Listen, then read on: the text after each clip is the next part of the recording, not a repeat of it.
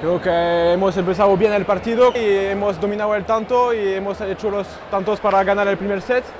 Y creo que después el segundo ha sido culpa mía, que no estaba en el partido, no he hecho nada bien en el segundo set, y en el tercer set ha sido muy complicado para mí también, que normalmente es una cancha que me gusta mucho, pero hoy no he disfrutado tanto, pero hay días así, pero hay que seguir. Lo importante es de ganar, acabar primero del grupo y es el único positivo hoy para mí. Hemen jokatu egin behar da, kantxan irabazi behar da, eta gaurkoa izan da positiboa, ze azken finean kendu dugu favorito kartela, eta hemen ikusi da, edozeinek alduela partidu bat irabazi, ez?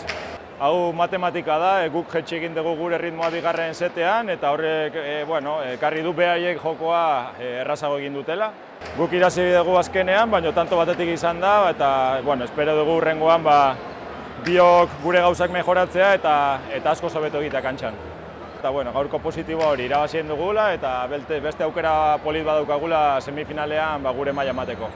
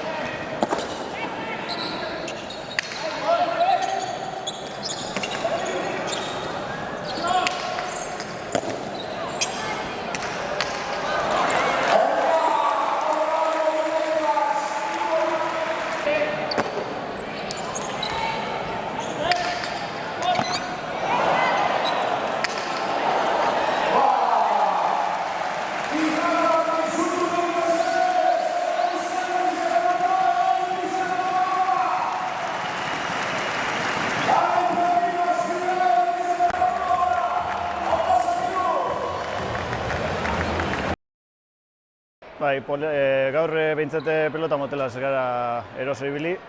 Badakigu basket asko sartzen dabela, indar asko daukala, energia asko daukala, kantxi asko kubritzen dabela eta pelota motelaz bera nagusitu da ni pentsa dut eta itxagoten egon gara peloti bizitzu arte, baina lehenengo zetin be ez duz tanto bizegi zenein, gure peloti ezin izen da bizitzu eta ja bigarren zetin bai, ja taka pare bat egin dugu peloti bizitzu egin da. Aguntau dau partidu guzti, ez da hori beti pasetan eta pelota bizitzaz erosua bibili gara. Bai, partidua bisoka zeula hotz pentsatzet, neu rebesian enaibiliko modu ez dut altzau pelotia. Baske baten kontra kantxa asko kubritzela eta bere dominatzen jartzen danean ez da erraza Gernika baten olako pelote baten kontra jokatzea. Baina nik uste lehenengo setian 8-4 deskantzotik aurrera neu konfiantza pixkat hartzen hasi nahela, pelotia rebesian altzatzen hasi nahela gehiago bai, eta horrek azkenean olako frontoi baten aritzen zat errestasunak emateu. Hor helburua bigarren setiago konfiantzi hartzea, nik uste helburu hori bete deula eta bigarren setian pixka komodo jolastu.